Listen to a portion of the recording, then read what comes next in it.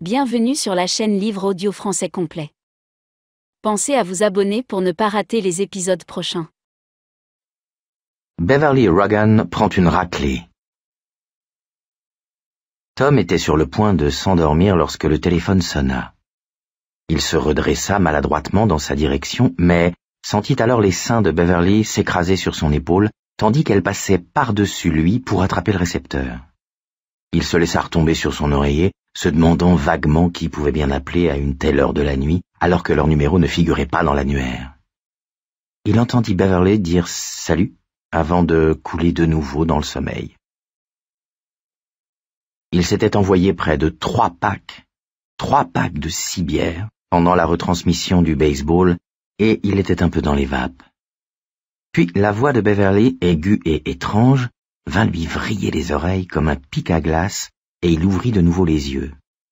Il essaya de s'asseoir, mais le cordon du téléphone s'enfonça dans son cou épais. « Sors-moi ce truc de merde de là, Beverly !» grogna-t-il.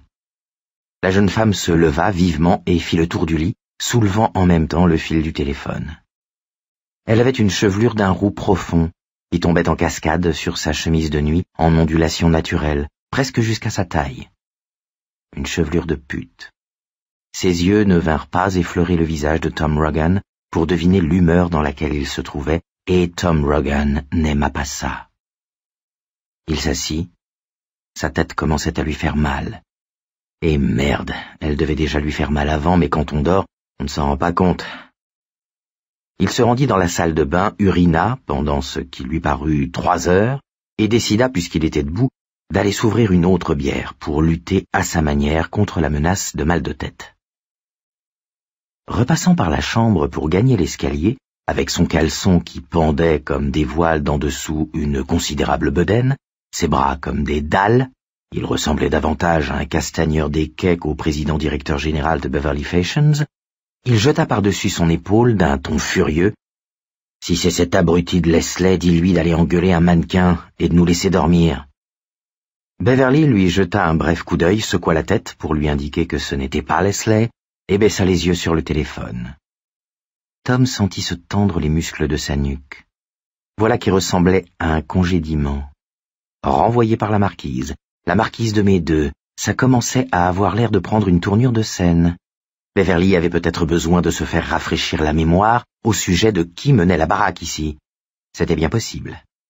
Ça lui arrivait. Elle apprenait lentement.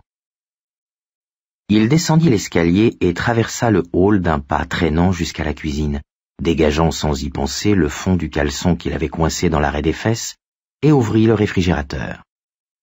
Sous sa main, il ne trouva rien de plus alcoolisé qu'un reste de nouilles dans un Tupperware bleu. Il ne restait plus une seule bière. Même celle qu'il gardait en réserve à l'arrière, tout comme il conservait un billet de $20 plié dans son permis de conduire en cas d'urgence, avait disparu. La partie s'était prolongée sur 14 reprises, et tout ça pour rien. Les White Sox avaient perdu. Quelle bande de tarés cette année! Ses yeux flottèrent jusqu'aux bouteilles au contenu plus corsé sur l'étagère vitrée qui surplombait le bar de la cuisine, et il s'imagina un instant en train de faire tomber une giclée de Beam sur un glaçon. Puis il retourna vers l'escalier, sachant que c'était aller au-devant d'ennuis encore plus sérieux que ceux qu'il connaissait pour l'instant. Il jeta en passant dans le hall un coup d'œil à l'antique pendule à balancier au pied de l'escalier et vit qu'il était minuit passé. Cette information n'améliora pas son humeur qui, de toute façon, n'était jamais bonne, même dans les meilleurs moments. Il monta l'escalier avec une lenteur délibérée, conscient, trop conscient, des battements amplifiés de son cœur. Kaboum, kadam, kaboum, kadam. D'entendre son cœur battre à ses oreilles et le sentir pulser à ses poignets le rendait nerveux. Parfois, lorsque ça lui arrivait, il se l'imaginait non pas comme une pompe à compression-dépression, mais comme un gros cadran sur le côté gauche de sa poitrine, dont l'aiguille effleurait de manière inquiétante la zone rouge. Elle lui déplaisait, cette connerie. Il n'en avait pas besoin de cette connerie.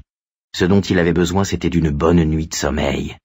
Mais l'espèce de connasse à laquelle il était marié se trouvait encore au téléphone. « Je comprends ça, Mike. Oui. Oui, moi aussi. Je sais. Mais un silence plus long. « Bill Denbrough » s'exclama-t-elle. Une fois de plus, la voix aiguë lui vrilla les tympans. Il resta à l'extérieur de la chambre, le temps de reprendre sa respiration. Maintenant, c'était de nouveau « Kadam, kadam, kadam ». Les coups de boutoir avaient cessé. Il imagina fugitivement l'aiguille qui s'éloignait du rouge et chassa cette image. Un mec, c'était ce qu'il était, et un sacré mec, nom de Dieu, pas une chaudière avec un thermostat. Il était en grande forme, en béton, et s'il fallait le lui répéter, il serait ravi de s'en charger. Il faillit entrer mais se retint et resta un peu plus longtemps là où il se tenait, à l'écoute non pas de ce qu'elle disait, en cherchant à savoir à qui elle parlait, mais de sa voix et de ses changements de ton. Et ce qui montait en lui était sa vieille et sinistre rage familière. Il l'avait rencontrée dans un bar à célibataires du centre de Chicago 4 années auparavant. Ils n'avaient pas eu de difficulté à trouver un sujet de conversation, car ils travaillaient tous les deux dans l'immeuble Standard Brands et avaient des connaissances communes. Tom travaillait pour une boîte de relations publiques, King & Landry, au 42e. Beverly March, comme elle s'appelait alors, était modéliste assistante dans un atelier de mode, Delia Fashions, au 12e. Delia, qui devait connaître par la suite une certaine vogue dans le Middle West, s'adressait à une clientèle de jeunes. Chemises, blouses, châles et pantalons Delia se vendaient avant tout dans ce que Delia Castleman appelait les boutiques pour les moins de 25 ans, rebaptisées Boutique à Camé par Tom Rogan. Ce dernier comprit presque tout de suite 2 choses fondamentales à propos de Beverly March. Elle était désirable, elle était vulnérable. En moins d'1 mois, il en avait appris une 3e. Elle avait du talent. Beaucoup de talent. Dans les dessins de ses petites robes et de ses blouses, il subodora une machine à fric d'un potentiel presque terrifiant. Pas dans les boutiques à camé, avait-il alors pensé en se gardant bien de le lui dire pour le moment. Terminé les lumières tamisées, fini les remises phénoménales, à la poubelle les présentations merdeuses au fond du magasin à côté des bidules à se shooter et des t-shirts frappés au nom de groupe rock. Laissons ces conneries au gagne-petit. Il en savait déjà énormément sur elle avant même qu'elle ne se rende compte qu'il s'intéressait sérieusement à elle. Et c'était exactement ce que voulait Tom. Il avait passé sa vie à chercher quelqu'un comme Beverly March, et il se déplaça à la vitesse d'un lion qui bondit sur une antilope. Non que sa vulnérabilité fût spécialement apparente. Beverly était une femme superbe, mince, avec tout ce qu'il fallait là où il fallait. Les hanches un peu étroites peut-être, mais elle avait des fesses magnifiques et les plus beaux nénés qu'il eût jamais vus. Tom Rogan était un fétichiste des seins, depuis toujours, et il trouvait la plupart du temps décevant les nichons des femmes grandes. Elle portait des chemises légères, et les pointes apparentes sous l'étoffe vous rendaient fou, mais, une fois la chemise enlevée, on ne voyait plus que ça, des mamelons. Les seins eux-mêmes avaient l'air de boutons de tiroir. Pas de quoi se remplir la pogne, aimait à dire son compagnon de chambrée au collège. Oh, elle ne manquait pas d'allure, sans aucun doute, avec ce corps sculptural et ses superbes cheveux roux, mais elle avait un point faible, quelque part, comme si elle envoyait des signaux qu'il était le seul à pouvoir capter. Il était possible de remarquer certaines choses. Sa façon nerveuse de fumer, mais il avait presque fini par en venir à bout. Ses yeux incapables de s'immobiliser, n'osant jamais se poser sur ceux de son interlocuteur, quel qu'il fût, se dérobant aussitôt le contact établi. Son habitude de se frotter légèrement le coude quand elle était mal à l'aise. L'aspect de ses ongles qui, s'ils étaient impeccables, étaient coupés sauvagement courts. Tom avait remarqué ce détail lors de leur première rencontre. Elle avait pris son verre de vin blanc et il avait pensé en voyant ses ongles, elle les garde courts comme ça parce qu'elle se les bouffe. Les lions ne pensent peut-être pas, en tout cas pas de la même manière que les êtres humains, mais ils voient. Et quand des antilopes fuient le trou d'eau, alertés par l'âcre odeur de poussière de la mort qui approche, un félin sait observer celle qui traîne un peu à l'arrière du troupeau, soit qu'elle ait une patte abîmée, soit qu'elle soit naturellement plus lente, soit encore que son sens du danger soit moins développé. Et il est même possible que certaines antilopes, et certaines femmes, et le désir secret d'être abattu. Il entendit soudain un bruit qui l'arracha brutalement à ses souvenirs. Le claquement d'un briquet. Sa mauvaise rage l'envahit de nouveau. Une vague de chaleur, qui n'était pas entièrement désagréable, irradia de son estomac. Elle fumait. Elle avait eu droit à quelques-uns des séminaires spéciaux de Tom Rogan sur la question, et voilà qu'elle recommençait. Elle apprenait lentement, soit, mais c'est avec les élèves lents que l'on voit les bons profs. Oui, disait-elle maintenant. Ouais, très bien. D'accord. Elle écouta un instant et émit un rire étrange et haché qu'il ne lui connaissait pas. Deux choses, puisque tu me le demandes. Réserve-moi une chambre et prie pour moi. Oui, d'accord. Moi aussi. Bonne nuit. Elle raccrochait quand il rentra. Il avait eu l'intention de faire fort, de lui crier d'écraser ça tout de suite. Mais les mots s'étranglèrent dans sa gorge quand il la vit. Elle s'était déjà trouvée par 3 fois dans cet état. Une fois avant leur première grande présentation de collection, une fois avant leur premier défilé en avant-première pour les acheteurs internationaux, et une fois encore lors de leur voyage à New York pour la remise du prix international de la mode. Elle se déplaçait à grands pas dans la chambre. Sa chemise de nuit brodée blanche lui collait au corps, et elle tenait sa cigarette entre les dents. Dieu qu'il avait horreur de la voir avec un mégot au bec, laissant échapper un ruban de fumée par-dessus son épaule, comme une cheminée de locomotive. Mais c'est son visage qui lui cloua le bec, qui étouffa dans sa gorge les vociférations prévues. Son cœur fit une embardée. Kabang! Et il grimaça, se disant qu'il ressentait non pas de la peur, mais de la surprise de la voir ainsi. Beverly était une femme qui ne s'animait vraiment que lorsque sa cadence de travail atteignait un rythme effréné. Toutes les occasions dont il se souvenait avaient un rapport avec sa carrière. Il avait alors découvert une autre femme que celle qu'il connaissait si bien, une femme qui brouillait de décharges sauvages d'électricité statique son radar à détecter la peur. La femme qui apparaissait dans les périodes de grande tension était forte, mais hyper tendue. Impavide, mais imprévisible. Ses joues maintenant étaient en feu, une rougeur naturelle qui avait envahi le haut de ses pommettes. Elle avait l'œil grand ouvert et pétillant, dont toute trace de sommeil avait disparu. Sa chevelure ondoyait et...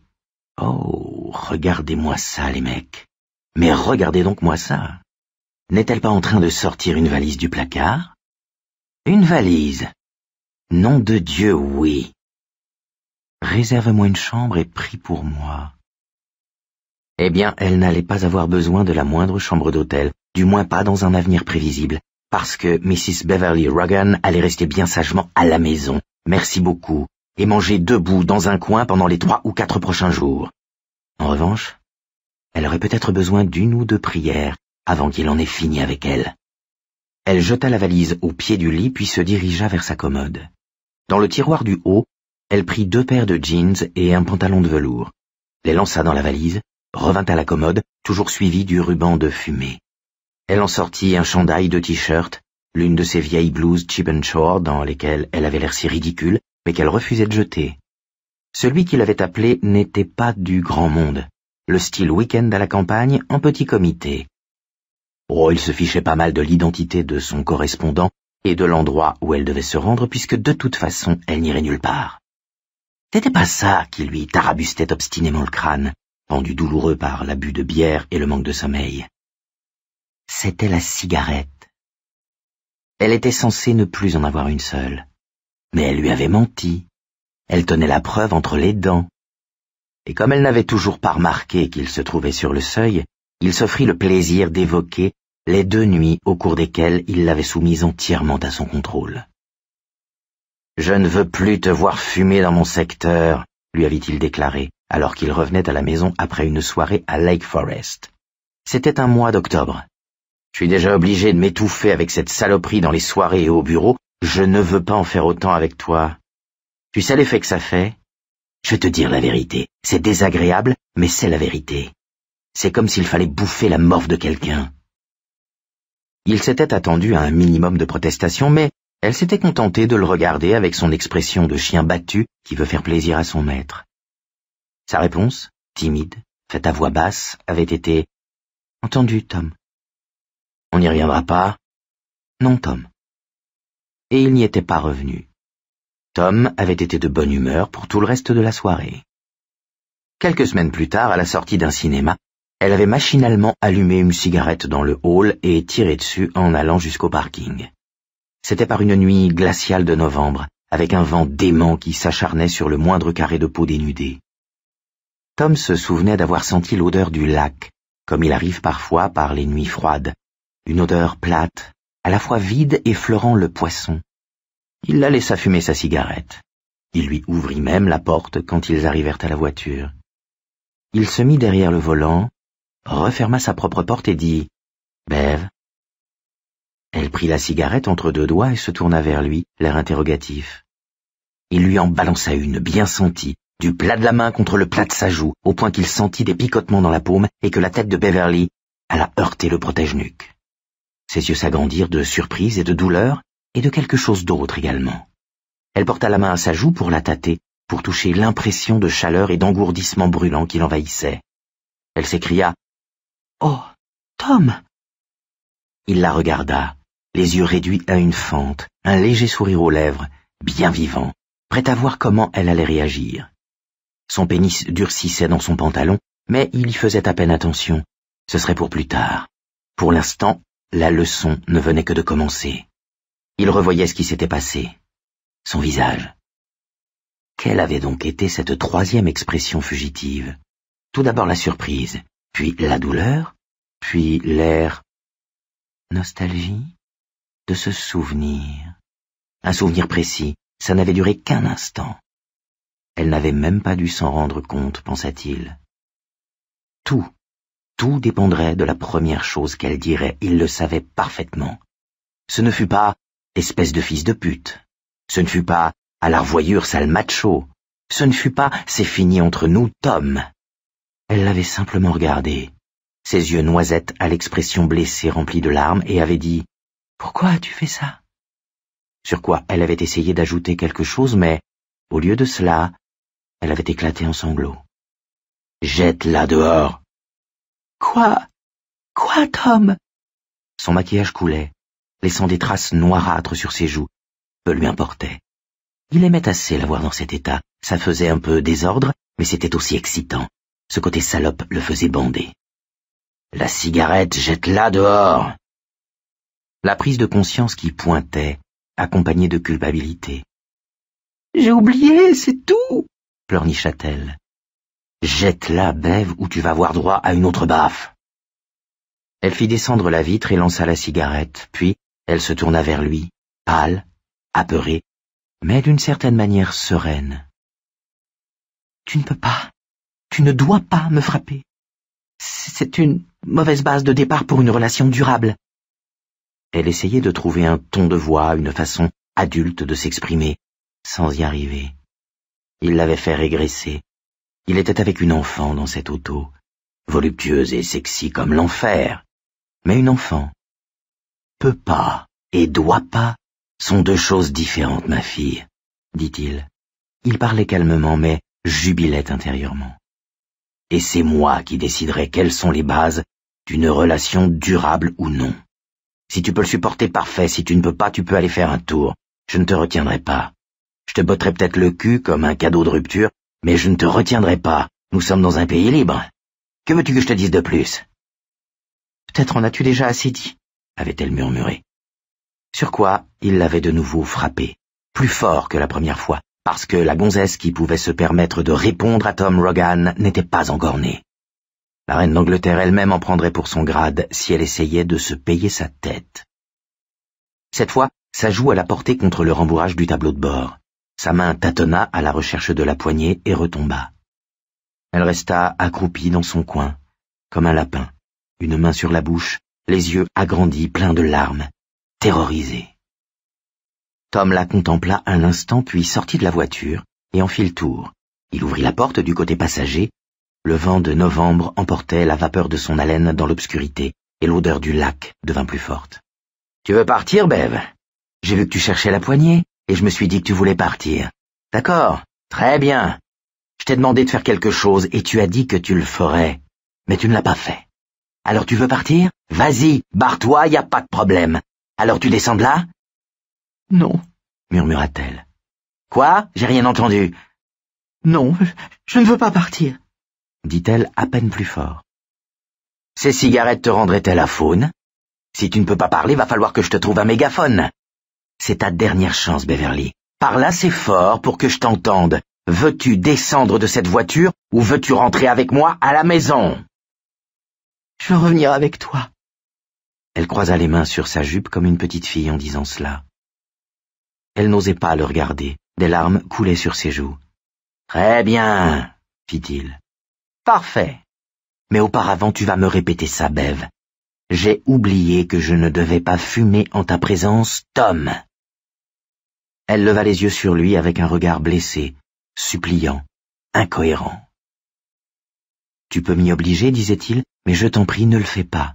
Je t'aime, ne le fais pas. Arrêtons ça. Non, il fallait aller jusqu'au bout. Car ce n'était pas ce qu'elle voulait tout au fond d'elle-même, et tous les deux le savaient. Dis-le. J'ai oublié que je ne devais pas fumer en ta présence, Tom. Bien. Dis maintenant, je suis désolé. Je suis désolée, répéta-t-elle d'un ton lugubre. La cigarette encore allumée gisait sur la chaussée comme un fragment de fusée. Un couple qui sortait du théâtre les avait regardés un instant pendant que l'homme tenait ouverte la portière droite d'une Vega dernier modèle et que la femme s'installait, posant les mains sur les genoux d'un geste affecté tandis que l'éclairage intérieur auréolait sa tête d'une douce lueur dorée. Il écrasa la cigarette, l'émietta sur le macadam. Et maintenant, dis, je ne le referai jamais sans ta permission. Je ne le referai jamais. Elle se mit à balbutier. Jamais sans... Dis-le, Bev. Sans ta permission. Sur quoi il claqua la porte et revint s'installer au volant. Il démarra, et ils retournèrent jusqu'à leur appartement en ville. Ils n'échangèrent pas un mot. La moitié de leur relation s'était réglée dans le parking. L'autre moitié le fut 40 minutes plus tard, dans le lit de Tom. Elle ne voulait pas faire l'amour, avait-elle dit.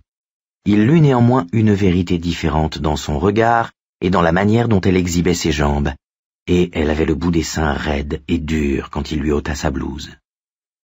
Elle gémit quand il les effleura, et cria doucement quand il se mit à les sucer, l'un après l'autre, tout en les malaxant sans répit. Elle s'empara de sa main libre et la glissa entre ses jambes. « Je croyais que tu ne voulais pas faire l'amour, » dit-il. Elle détourna le visage mais retint fermement sa main, tandis que le mouvement de ses hanches ne faisait que s'accélérer. Il la repoussa alors sur le lit, et il se montra doux et attentionné, lui retirant ses sous-vêtements avec une délicatesse presque féminine. La pénétrer fut comme se glisser dans une huile exquise. Il bougea en cadence, avec elle, l'utilisant mais se laissant aussi utiliser par elle, et elle jouit presque tout de suite la première fois, gémissant et lui enfonçant les ongles dans le dos. Puis ils passèrent à un rythme plus long et plus profond, plus lent aussi, et à un moment donné, il pensa qu'elle avait joui une deuxième fois. Tom était sur le point d'en faire autant. Dans ces cas-là, il se mettait à penser au nombre de coups marqués en moyenne par match par les White Sox, ou à qui pouvait bien essayer de lui piquer le budget de Chelsea au boulot, et l'envie passait. Elle se mit alors à accélérer, finissant par perdre le rythme dans un cabrement surexcité. Il regarda son visage, barbouillé de mascara, qui lui faisait des yeux de raton laveur, et de rouge à lèvres, et il se sentit lui-même approcher délicieusement de l'orgasme. Il souleva de plus en plus sèchement ses hanches. Il n'avait pas encore une bedaine gonflée à la bière à cette époque, et leurs ventres furent comme deux mains battant de plus en plus vite. Près de la fin, elle cria et le mordit à l'épaule de ses petites dents régulières. « Combien de fois as-tu joui ?» demanda-t-il après qu'ils eurent pris une douche. Elle détourna le visage et lui répondit d'une voix tellement basse que c'est à peine s'il put entendre. « En principe, ce n'est pas une question que l'on pose. » « Non? Qui t'a dit ça? Le gars à truc-muche » il lui prit le visage d'une seule main, le pouce s'enfonçant profondément dans l'une de ses joues, le menton coincé dans la paume. « C'est à Tom que tu parles. Est-ce bien clair, Bev? Réponds à papa. »« 3 fois, répondit-elle à contre-cœur. Bien. Tu peux prendre une cigarette. » Elle l'avait regardé avec une expression de méfiance, sa chevelure rousse répandue sur les oreillers, simplement vêtue d'une petite culotte. Le seul fait de la regarder ainsi suffisait à le faire redémarrer. Il avait hoché la tête. « Vas-y, avait-il dit. Pas de problème. » 3 mois plus tard, ils se mariaient civilement. Étaient présents 2 des amis de Tom et une seule amie de Beverly, Kay McCall, que Tom appelait la pute libérée au gros néné. Tous ces souvenirs repassèrent dans l'esprit de Tom en quelques secondes, comme un film en accéléré, tandis qu'il l'observait depuis la porte de la chambre. Elle en était au tiroir du bas de la commode et jetait maintenant des sous-vêtements dans la valise. Non pas le genre de choses qu'il aimait, satin glissant et soie délicate, mais des trucs de fillette en coton, tout fané, l'élastique détendu ou rompu à la taille. Elle sortit même une épaisse chemise de nuit qu'on n'aurait pas désavouée dans Mary Poppins. Elle se mit à fouiller à l'arrière du tiroir pour voir ce qui pouvait bien encore s'y cacher. Entre-temps, Tom Rogan, passant sur le tapis hirsute, s'était dirigé vers sa propre garde-robe. Pieds nus, il ne fit pas le moindre bruit. C'était la cigarette. C'était ça qui l'avait vraiment rendu fou furieux. Cela faisait longtemps, trop longtemps qu'il lui avait donné cette première leçon. Elle avait dû en prendre d'autres depuis, beaucoup d'autres, et certains jours de canicule, elle avait porté des blouses à manches longues, voire des cardigans boutonnés jusqu'au cou, certains jours couverts des lunettes noires, mais cette première leçon avait été si soudaine et fondamentale. Il avait oublié le coup de téléphone qu'il avait tiré de son sommeil de plomb. C'était la cigarette. Pour qu'elle fume en ce moment, c'est qu'elle avait oublié Tom Rogan. Temporairement, bien entendu. Temporairement, mais même temporairement, c'était déjà foutrement trop. Les raisons qui avaient pu lui faire oublier son existence importaient peu. Aucune raison, de toute façon, ne pouvait le justifier. Un large ruban de cuir noir se trouvait accroché à l'intérieur de sa penderie. La boucle avait été enlevée depuis longtemps, mais à l'endroit où elle se trouvait auparavant, la lanière avait été repliée sur elle-même, et Tom Rogan passa la main dans la poignée ainsi formée. « Tom, tu as encore fait des bêtises !» lui disait parfois sa mère. Parfois n'était peut-être pas le terme exact. Souvent serait plus juste. « Viens ici, Tommy, il faut que je te donne une raclée !» Sa vie d'enfant avait été ponctuée de raclées. Il avait fini par s'échapper en se réfugiant au collège de Wichita. Mais apparemment, une évasion définitive était quelque chose qui n'existait pas, car il continuait d'entendre la voix de sa mère en rêve. « Viens ici, Tommy, que je te donne une raclée, une raclée !» L'aîné de 4 enfants, il était devenu orphelin de père 3 mois après la naissance du petit dernier. La mort de son père relevait d'ailleurs peut-être davantage du suicide. Il s'était versé une généreuse rasade de soude caustique dans un gobelet et avait ingurgité ce brouet de sorcière installé sur le siège des toilettes. Mrs. Rogan avait dégoté un job à l'usine Ford. Tom, à 11 ans, se trouva promu chef de famille. Et s'il faisait une connerie, si le bébé chiait dans ses langes après le départ de la babysitter, et qu'il n'avait pas tout nettoyé avant le retour de sa mère, s'il oubliait de faire traverser Megan au carrefour à la sortie de la crèche et que cette fouineuse de Mrs. Gant le voyait, si maman le trouvait en train de regarder American Bandstand pendant que Joey mettait la cuisine en pagaille, si cela ou 1000 autres choses se produisaient, alors, après le coucher des petits, la canne maudite sortait du placard tandis que s'élevait l'invocation. « Viens ici, Tommy, il faut que je te donne une raclée !» Autant donner les raclées que les recevoir. S'il n'avait rien appris d'autre sur la grande route à péage de la vie, au moins avait-il appris cela. C'est pourquoi il enfila la boucle et l'installa douillettement contre sa paume, puis il referma le poing dessus. Il se sentait bien, il se sentait comme un adulte. La bande de cuir noir pendait de sa main comme un serpent mort. Il n'avait plus mal à la tête. Elle avait enfin trouvé cette dernière chose au fond du tiroir, un vieux soutien-gorge de coton au bonnet en forme d'obus. L'idée que l'appel téléphonique ait pu émaner d'un amant lui effleura brièvement l'esprit avant de disparaître. C'était ridicule. Une femme qui va retrouver son amant n'emporte pas ses vieilles blouses et ses sous-vêtements petits bateaux avec leur élastique détendu. D'ailleurs, elle n'oserait pas. « Beverly ?» dit-il doucement. Elle se retourna d'un seul bloc, en sursaut, les yeux agrandis, ses longs cheveux ondoyants.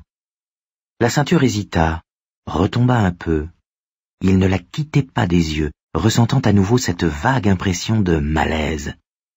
Oui, elle avait eu cette même expression avant chacun de ses grands défilés de mode, et il avait alors évité de se mettre sur son passage, ayant compris qu'elle débordait tellement de peur et d'agressivité mêlée qu'elle avait la tête comme pleine de gaz.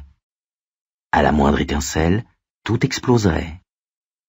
Elle n'avait pas vu dans ces défilés l'occasion de quitter Delia Fashions, de gagner sa vie, voire de faire fortune par ses seuls talents. Cela aurait été normal pourtant, mais s'il n'y avait eu que ça, elle n'aurait pas eu un talent aussi diabolique. Ces shows avaient été pour elle des sortes de super-examens où elle était jugée par de redoutables professeurs. Elle se retrouvait devant une créature sans visage mais avec un nom. Autorité. C'était cette nervosité-là qui lui dilatait les yeux en ce moment. Mais il n'y avait pas seulement son visage. Il émanait d'elle une aura presque visible, une surtension qui la rendait soudain à la fois plus désirable et plus redoutable qu'elle ne lui avait semblé depuis des années. Il avait peur, parce qu'elle était là, tout entière, telle qu'elle était essentiellement, et non pas réduite à ce que Tom Rogan voulait qu'elle fût ou croyait avoir fait d'elle. Beverly paraissait à la fois en état de choc et effrayée, mais aussi débordante d'une joie malsaine. Si une rougeur fiévreuse empourprait ses joues, elle avait également 2 taches d'un blanc brutal en dessous de la paupière inférieure qui lui faisait comme 2 yeux de plus. Il y avait enfin cette vibration atténuée qui émanait de son front. Et la cigarette dépassait toujours de sa bouche, remontant légèrement maintenant, comme si elle se prenait pour ce foutu Frank Roosevelt. La cigarette. À cette seule vue, il sentit monter en lui une vague de fureur noire. Vaguement, très loin au fond de son esprit, il se souvint de ce qu'elle lui avait dit une fois dans l'obscurité, parlant d'une voix sombre et apathique. « Un jour tu vas finir par me tuer, Tom. T'en rends-tu compte? Un jour tu vas aller juste un peu trop loin et ce sera la fin. Tu vas craquer. »« Tu n'as qu'à faire ce que je te dis, Bev, et ce jour-là ne viendra jamais, » avait-il répondu. À cet instant, avant que la colère ne l'aveugle complètement, il se demandait si ce jour n'était pas justement venu. La cigarette. Peu importait le coup de fil, la valise, son air bizarre, on allait s'occuper de la cigarette. Après quoi, il la baiserait. Puis il discuterait du reste. À ce moment-là, ça paraîtrait peut-être même important. « Tom, » dit-elle. « Tom, il faut que tu fumes. » Sa voix avait l'air de venir de loin, comme retransmise par une bonne radio. « On dirait que tu as oublié, Poussin. Où les cachais-tu? »« Écoute, je vais l'éteindre, » dit-elle en allant jusqu'à la porte de la salle de bain. Elle lança la cigarette, même de là il devinait les marques de dents sur le filtre, dans la cuvette des chiottes. Psst. C'était un vieil ami, Tom. Un très, très vieil ami. Il faut que tu la fermes, un point c'est tout, hurla-t-il. Tu la fermes! Mais la peur qu'il voulait voir apparaître, la peur de lui, ne se manifestait pas sur son visage. Il y lisait pourtant de la peur, mais elle venait du coup de téléphone, et Beverly n'était pas censée éprouver de peur de ce côté-là. On aurait presque dit qu'elle ne voyait pas la ceinture, qu'elle ne voyait pas Tom lui-même, et il ressentit une pointe de malaise. Était-il bien ici? Question stupide, et pourtant... Cette question était si terrible et si élémentaire que pendant un instant, il eut l'impression de se trouver sur le point d'être arraché à lui-même et de se mettre à flotter comme une fleur de pissenlit dans la brise. Puis, il se reprit. Il était là, en chair et en os, et le foutu baratin de psy, ça suffisait pour cette nuit. Il était là, lui, Tom Rogan, en personne, et si cette cinglée de conne ne filait pas droit dans les 30 secondes à venir, elle allait avoir l'air de quelqu'un tombé d'un train en marche. « Faut que je te donne une raclée, ma poulette, » dit-il. « Désolé. » Il avait déjà vu ce mélange de peur et d'agressivité un jour. Oui, pour la première fois, ça lui revenait clairement. « Pose ce truc, » répondit-elle. « Il faut que j'aille à O'Hare le plus vite possible. » « Es-tu bien présent ici, Tom? En es-tu sûr? » Il repoussa cette pensée. Le morceau de cuir qui avait été autrefois une ceinture se balançait lentement devant lui comme un pendule. Il cligna des yeux et la regarda bien en face. « Écoute-moi, Tom, il se passe des choses graves dans ma ville natale. Des choses très graves. J'avais un ami à cette époque. On aurait sans doute pu dire que c'était mon petit ami, sauf que nous étions encore beaucoup trop jeunes pour ça. Ce n'était qu'un gosse de 11 ans affligé d'un épouvantable bégaiement. Il est romancier maintenant. Je crois même que tu as lu l'un de ses livres, Les Rapides des Ténèbres, non? » Elle scrutait son visage, mais Tom restait sans expression. Il n'y avait que le pendule de la ceinture qui oscillait paisiblement. Il l'écoutait, la tête inclinée, ses jambes massives légèrement écartées. Puis elle se passa nerveusement la main dans les cheveux d'un geste distrait, comme si elle avait à penser à de nombreuses choses importantes et qu'elle n'avait pas vu la ceinture. Et l'horrible et angoissante question lui revint à l'esprit. « Es-tu bien présent ici? En es-tu sûr? » Ce bouquin a traîné là pendant des semaines et je n'avais jamais fait le rapprochement. J'aurais dû, peut-être. Mais nous sommes tous plus âgés maintenant et ça fait longtemps que je n'ai pas pensé à Derry. Très longtemps. Peu importe. Bill avait un frère, George, qui a été tué avant que je connaisse vraiment Bill. Il a été assassiné. Et puis, l'été suivant... Mais Tom avait déjà assez entendu de sornettes comme ça. Il fonça rapidement sur elle, jetant le bras droit en arrière, comme s'il s'apprêtait à lancer un javelot. La ceinture fendit l'air avec un sifflement. Beverly la vit venir et voulut l'éviter, mais son épaule heurta le chambranle de la porte de la salle de bain, et il eut un claquement étouffé quand le cuir vint frapper son avant-bras gauche, sur lequel il laissa une marque rouge. « Je m'en vais te fouetter, moi, » dit Tom. Sa voix était normale, exprimant presque un regret, mais sa bouche lui découvrait les dents en un rictus figé. Il voulait voir cette expression dans son regard, cette expression de peur, de terreur et de honte, cette expression qui disait « Tu as raison, je l'ai bien mérité », qui disait aussi « Oui, tu es là, avec moi, je sens ta présence ». Alors, l'amour pourrait revenir, ce qui était bien, ce qui était juste, parce qu'il l'aimait vraiment. Il pourrait même avoir une discussion, si elle y tenait, sur qui exactement l'avait appelé et ce qu'il voulait. Mais ce serait pour plus tard, forcément. Pour l'instant, la leçon venait seulement de commencer. Le bon vieux 2 temps, 2 mouvements. 1, la raclée. 2, la baise. Désolé, Poussin. Tom, ne fais pas... Il balança la ceinture de côté et elle vint s'enrouler sur ses hanches, achevant sa course avec un claquement satisfaisant sur ses fesses. Et nom de Dieu, elle s'y accrochait. Cette salope s'accrochait à la ceinture. Tom Rogan se trouva pendant un instant tellement stupéfait devant cet acte inattendu d'insubordination qu'il faillit lâcher son fouet. Qu'il l'aurait lâché, en fait, n'eût été la boucle solidement enroulée à son poignet. Il tira la ceinture d'un coup sec. « N'essaie surtout pas de me l'arracher, » fit-il, la voix rauque. « T'as compris? Refais encore un truc comme ça et tu passeras un mois à pisser du jus de framboise. »« Arrête ça, Tom !» dit-elle. Son ton eut le don de le rendre furieux. On aurait cru un moniteur de sport s'adressant à un gosse de 6 ans qui pique sa crise. « Il faut que je parte, » reprit-elle. « Ce n'est pas une plaisanterie. Des gens sont morts et j'ai fait une promesse, il y a très longtemps. » Tom n'entendit à peu près rien. Il rugit et fonça sur elle, tête baissée, la ceinture virevoltant à l'aveuglette. Il la frappa tout en la tirant du seuil de la porte et en la poussant le long du mur. Il levait le bras, frappait, levait le bras, frappait, levait le bras, frappait. Plus tard dans la matinée, Il lui faudrait avaler 3 tablettes de codéine avant d'être capable de lever la main plus haut que les yeux. Mais pour l'instant, il n'avait conscience que d'une seule chose. Elle le défiait. Non seulement elle avait fumé, mais elle avait essayé de lui arracher la ceinture. Oh, bonnes gens, amis et voisins, elle l'avait bien cherché. Et devant le trône de Dieu Tout-Puissant, il jurait qu'elle y aurait droit. Il la repoussa ainsi le long du mur, faisant pleuvoir les coups sur elle. Elle se protégeait le visage des mains, mais il avait accès à tout le reste de son corps. La ceinture produisait de solides claquements dans le silence de la pièce. Mais elle ne criait pas, comme cela lui arrivait parfois, ni ne le suppliait d'arrêter, comme elle le faisait d'habitude.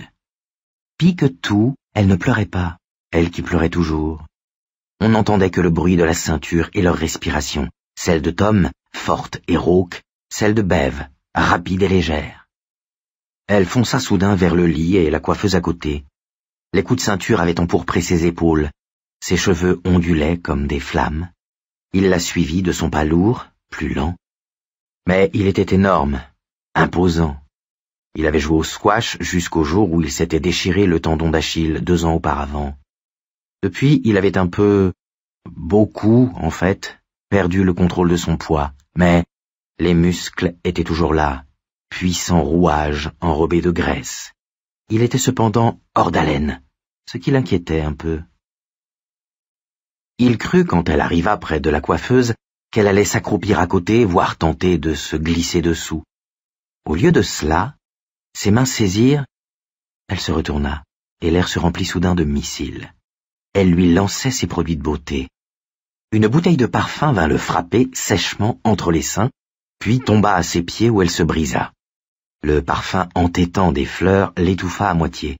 « Arrête ça !» rugit-il. « Arrête ça !» Au lieu d'obtempérer, ses doigts continuèrent à parcourir le dessus de verre de la coiffeuse, attrapant tout ce qu'il trouvait pour le lui lancer.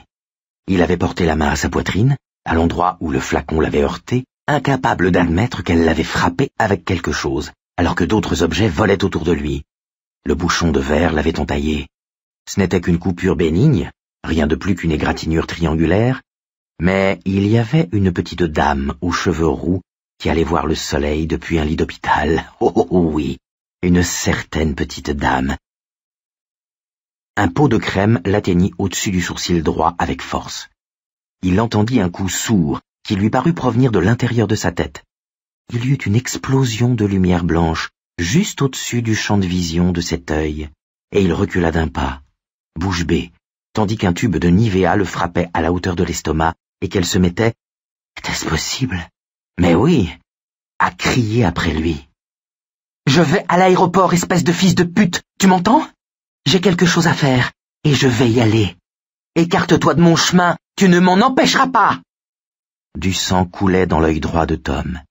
Piquant et chaud, il s'essuya du revers de la main. Il resta quelques instants immobile, la regardant comme s'il la voyait pour la première fois, ce qui en un certain sens était vrai. Sa poitrine se soulevait rapidement.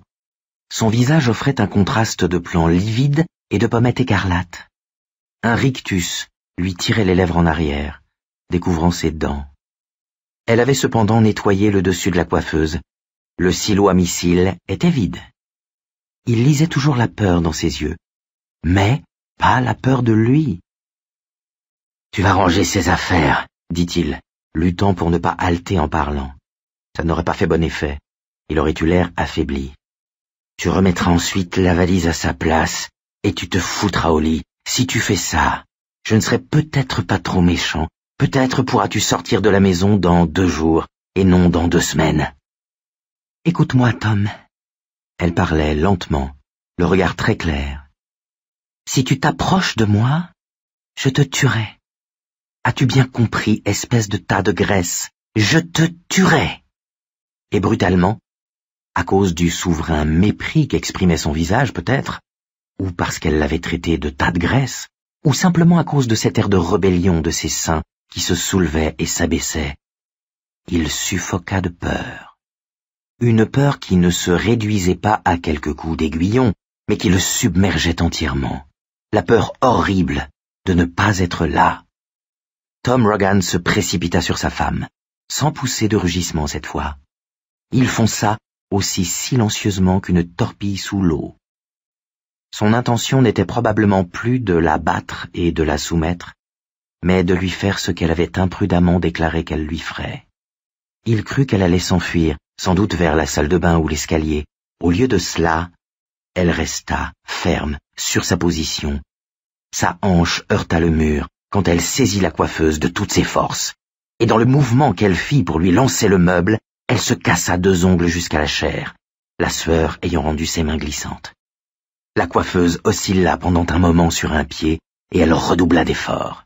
Tandis que le meuble dansait, son miroir renvoya la lumière du plafonnier, et une vague, comme une pénombre d'aquarium, parcourut brièvement le plafond. Puis, il s'inclina en avant, et l'un des bords vint heurter Tom, en haut des cuisses. Il tomba à la renverse. Il y eut un tintinabulement musical dû aux bouteilles qui dégringolaient et se brisaient à l'intérieur. Il vit le miroir venir heurter le sol à sa gauche et eut pour se protéger les yeux un mouvement qui lui fit perdre la ceinture. Des morceaux de verre se répandirent bruyamment, argentés au revers. Plusieurs le coupèrent, et il se mit à saigner. Elle pleurait, maintenant, à gros sanglots suraigus. 1000 fois elle s'était vue le quittant, rejetant la tyrannie de Tom comme elle avait rejeté celle de son père, se sauvant dans la nuit, les bagages empilés dans le coffre de la Cutlass. Elle n'était pas stupide, en tout cas pas au point de croire, alors qu'elle se tenait au milieu de tout ce gâchis, qu'elle n'avait pas aimé Tom, et que d'une certaine manière, elle l'aimait encore. Mais ça ne changeait rien à la peur et à la haine qu'il lui inspirait, ni au mépris qu'elle éprouvait pour elle-même, de l'avoir choisi pour d'obscures raisons enfouies dans le passé, et qui n'aurait plus dû jouer. Son cœur ne se brisait pas, il lui donnait plutôt l'impression de se consumer, de fondre dans sa poitrine, avec l'angoisse que cette chaleur l'envahisse complètement et la rende folle. Mais au-dessus de tout cela, dans un martèlement régulier au fond de son esprit, s'élevait la voix sèche et intraitable de Mike Hanlon. Ça est revenu, Beverly. Ça revient. Et tu as promis. La coiffeuse se souleva et se baissa. 1 fois, 2 fois, 3 fois. On aurait dit qu'elle respirait. Se déplaçant avec agilité et prudence, lèvres pincées, commissure vers le bas, agitée de tics semblant annoncer des convulsions, elle franchit sur la pointe des pieds la zone couverte de débris de verre et s'empara de la ceinture au moment où Tom repoussait la coiffeuse de côté. Elle recula, glissant la main dans la boucle de cuir, et secoua la tête pour chasser les cheveux qui lui retombaient dans les yeux. Elle voulait voir ce qu'il allait faire. Tom se releva. Il avait des coupures sur une joue, sur son front s'allongeait en diagonale une estafilade fine, comme un cheveu. Il fronça les sourcils, tout en se redressant, et aperçut du sang sur son caleçon. « Rends-moi cette ceinture », dit-il. Au lieu de cela, elle fit un tour de plus autour de sa main et lui jeta un regard de défi. « Arrête ça, Bev, tout de suite. Si tu m'approches, je te fais cracher tes boyaux. » Les mots étaient bien sortis de sa bouche, mais elle n'arrivait pas à y croire. Et qui était au juste ce Cro-Magnon en sous-vêtements plein de sang? Son mari? Son père? L'amant qu'elle avait eu au collège et qui, un soir, lui avait cassé le nez, apparemment sur un simple caprice? Oh mon Dieu, aidez-moi. Aidez-moi maintenant, pensa-t-elle. Et de nouveau sa bouche parla. Moi aussi je peux le faire. Tu es gros et lent, Tom. Je pars, et quelque chose me dit que c'est pour toujours. Je crois bien que c'est terminé tous les deux. Qui c'est ce type, Denbrough? Laisse tomber. J'étais... Elle se rendit compte presque trop tard que la question n'avait pour but que de la distraire. Il n'avait pas fini sa phrase qu'il se jetait sur elle. La ceinture décrivit un arc de cercle et le claquement qu'elle produisit en atterrissant sur la bouche de Tom rappelait celui d'un bouchon rétif sortant d'une bouteille. Il poussa un couinement et porta vivement les mains à ses lèvres, l'œil agrandi, hagard. Du sang se glissa entre ses doigts et coula sur le revers de ses mains. « Tu m'as fendu la lèvre, salope !» fit-il avec un gémissement assourdi. « Nom de Dieu, tu m'as fendu la lèvre !» Il se dirigea de nouveau vers elle, main tendue, la bouche ensanglantée. En fait, ses lèvres semblaient avoir éclaté en 2 endroits différents. L'une de ses dents de devant avait perdu sa couronne. Comme elle le regardait, il la cracha de côté. Une partie d'elle-même avait envie de fuir cette scène et de fermer les yeux, mais l'autre Beverly ressentait l'exultation d'un condamné à mort qu'un tremblement de terre vient inopinément de libérer de sa prison. Et cette seconde Beverly aimait beaucoup ça. « J'aurais adoré que tu l'avales, que tu t'étouffes avec. » C'est cette Beverly-là qui fit tournoyer la ceinture pour la dernière fois. Cette ceinture qui avait marqué ses fesses, ses jambes, sa poitrine. Cette ceinture dont il s'était servi un nombre incalculable de fois au cours des 4 dernières années. Le nombre de coups dépendait de l'importance de la bêtise.